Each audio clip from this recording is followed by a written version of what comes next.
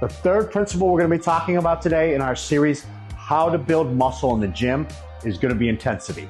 So far, we talked about mechanical tension, which means that you're feeling the intended muscle through the entire range of motion, or the intended muscle is actually doing the movement throughout the entire range of motion. It's a very micro level looking at each repetition of each set. And the second thing we talked about was progressive overload, because having mechanical tension is not enough in itself. If you're not getting stronger over time, you're not progressing the stimulus needed in order to get results in the gym.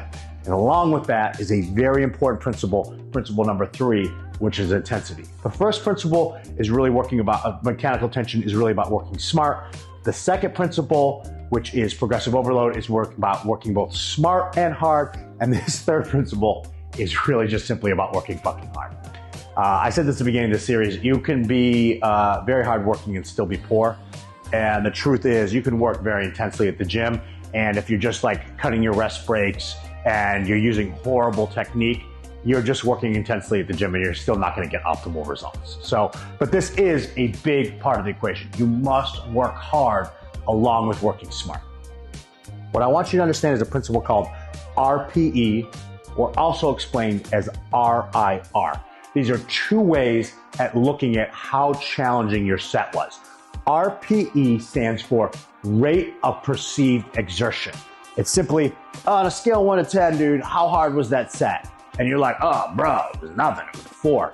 That's not gonna do shit for you. You're supposed to do your warm-up sets, we'll talk about those in a minute. But after the warm-up's done, and it's time to get down and dirty, doing a set to like a 4 or a 6 is a complete waste of time. And there's also what's known as a RIR, reps in reserve. I actually have a table that explains the similarity between the two that will pop up here, so it makes it very easy for you to understand. Let's say we're doing our curls. We challenge ourselves, it's getting really hard. I'm grinding up at the top. Maybe I have 1 rep left in the tank. That means I had RIR of 1. I had 1 rep left in reserve. Let's say I go all the way to the brink and I'm just like, oh man, there's just no way I could have done another rep. That's a 0. Another way of looking at this, it's very easy to know when you have no squats left. Let's say you're squatting, you're using a hack squat. You go down, all the way, full range of motion, and then you're like, oh. And you're like, dude, I don't think I could do another rep. That would be an RIR of 0. When you are training, it is very important that you are doing reps in reserve of 2 to 0, or a perceived exertion of 8 to 10. I think more advanced people, they're better off using IRRs. For newer people, I think it connects a little bit more with them, like how hard was that set? But after a point, like sets just all feel hard when you're lifting really heavy weight. So I think understanding like, oh, I have this many reps left or not becomes. But I'd say for beginners, RPE is better. Beginners, intermediate, and around intermediate to advanced, use IRIRs. You need to have a perceived rate of exertion of 8 to 10, or you need to have, when you do a set, you can only do like 2 or 1 or 0 more reps. Those are the sets that are hypertrophic. Those are the sets that help you build muscle. It's very important to understand if you're doing sets that are like a 4 to like a 6, where you have like multiple reps, like 5+ reps left in the tank, you will not build muscle from those, or at least not optimally build muscle from those. And what also will end up happening is that you will still fatigue yourself. Let me give you an example. You're driving in your car and you go in the wrong direction. You have a full tank of gas. You drive in the car, you go the wrong direction. Well, you still used up resources. You still used up fuel. You used up time. You used energy on going the wrong way. So even if you turn around and you start going the right way, that time and that energy is still, it's gone. It's fucking gone. And so when you go to the gym and you do half-ass sets, like limited intensity, you've wasted your fucking time and you wasted your fucking energy. And that's why I said at the beginning of this, you need to work both smart, mechanical tension, progressive overload. We're gonna talk about volume in a minute. And you also need to work hard, which is the intensity. And over again, I've shared the analogy with you. There are people who literally do this professionally, right? There are professional athletes, there are professional bodybuilders. There are people who take training very, very serious. So if you're a person with a family, you're a person with a career, you have 0 fucking time to waste when you're at the gym, because you're going to have to put in some serious time and some serious effort in order to get results when you train. Let's go to a warm-up. So I said, if you're doing RIRs where you have like 5+, or a perceived rate of exertion of like a 4 to 6, you're wasting your time. The only exception to that is warm-up sets. When you get to the gym, you want to do warm-up sets, and there's a lot of reasons why we do warm-ups. So first and foremost, it raises your core body temperature. Secondly, it gets your joints, your tendons, your muscles all warmed up and ready to produce force. And third, it's a really good way of like checking in with yourself, like, hey, is everything going right? Is my car working properly? Like the same way you would warm up a car in a track. It's like, hey, is my body working properly? You know, if you have some sort of like impingement, like today I have an off day and I thought about maybe doing a little biceps, but I'll be honest, like I've been training this block now for about 16 to 18 weeks, my mesocycle, and my shoulders just were a little tight last night. They're not hurting, they don't feel painful, but they just feel really stiff. And I said, you know what, let's just take today completely off.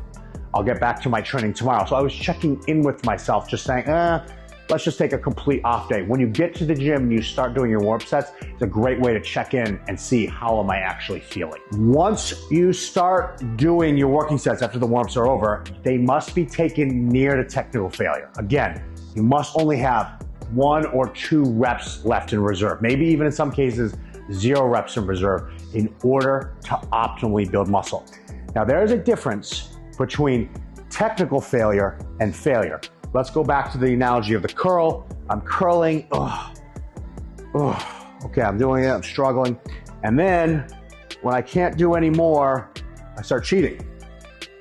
And I keep going. Those are not the same thing, all right? Technical failure means that you are still doing circle. We're back to the beginning here. Remember I said at micro level, we're still doing a circle. I know this mother giving me a hard time here. Hold on. Hold on. Let's try the blue. Circle. It's still a complete circle of each repetition. I'm still getting 100% of each rep. When I can no longer get 100% of each rep, when I can only get 80% of a rep, that means I've gone beyond technical failure. That's not necessary. You don't need to just start doing shitty reps in order to achieve failure. You want to be preserving as much of the rep as possible, having uniform form throughout the entire set, and then when you can no longer reproduce that result, you stop. An example of like shitty technique would be all the way down to my squats, all the way down, and I'm like, fuck man, I can't get all the way down again. So now you start half squatting. Don't bother doing that. You don't need to do that. You just need to bring yourself as far to the brink as possible. I actually constantly tell clients, I would actually rather you get less full range of motion squats than for you to do less range of motion for more repetitions. So meaning, I'd rather you get ass to grass for 10 good repetitions than you get 15 repetitions where you're only going halfway down. So don't compromise your form in order to extend this set is the takeaway message on that. The other thing that I think is really, really important to understand is things like intensity techniques, like drop sets, things like that, myo reps. They're great techniques and they can be used sometimes. The data is kind of conflicting on how beneficial they are. In general, most of the stuff that we're suggesting to you is that you're going to be doing straight sets, but occasionally I utilize intensity techniques and there is possibly some value to them. The same is true, you see people talking all over the internet about lengthened partials. There's possibly some benefit to it, but the jury's still out. For right now, I think you're better off doing full range of motion and making sure that you take them near to technical failure so you only have a few reps left. Guys, thanks for tuning in for this portion of my series, How to Build Muscle in the Gym.